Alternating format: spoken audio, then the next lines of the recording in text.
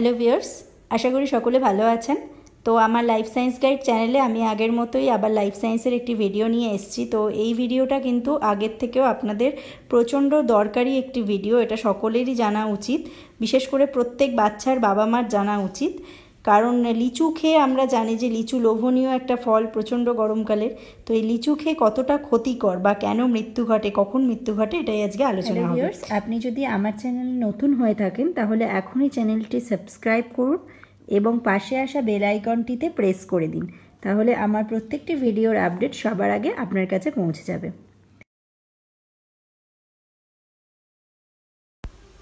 লিচু এমনই একটি লোভনীয় ফল, বাচ্চা থেকে বড় সবারই কিন্তু লিচু খেতে আমরা খুব পছন্দ করি।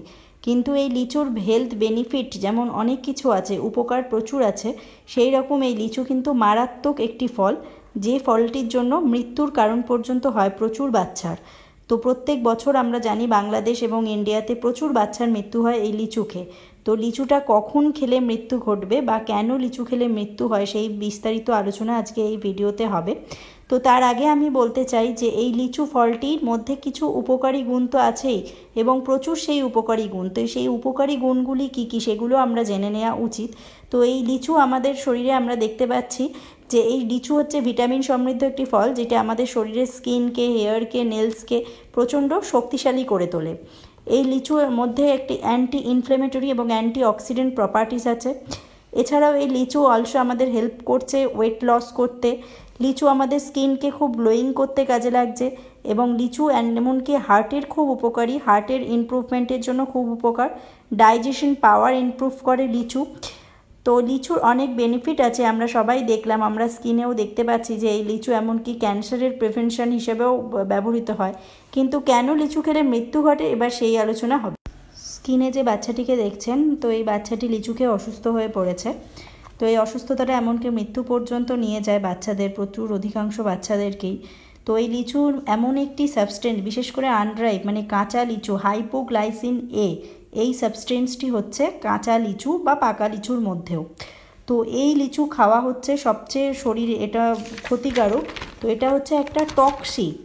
তো এই টক্সিকটা যার জন্য শরীরের এর মধ্যে একটা জ্যামাইকান ভমিটিং সিকনেস হয়। তো এই সিকনেসের সাথে সাথে হয় ডিজিনেস, ড্রাউজিনেস, এমনকি অত্যধিক মাত্রায় ভমিটিং। এই ভমিটিংটিকে বলা হয়, আপনারা আগে দেখলেন, জ্যামাইকান ভমিটিং। এটা লিডস টু ডেথ। তো দেখছেন স্কিনে যে কীভাবে ডিজিনেস হয়েছে ব্যক্তিদের।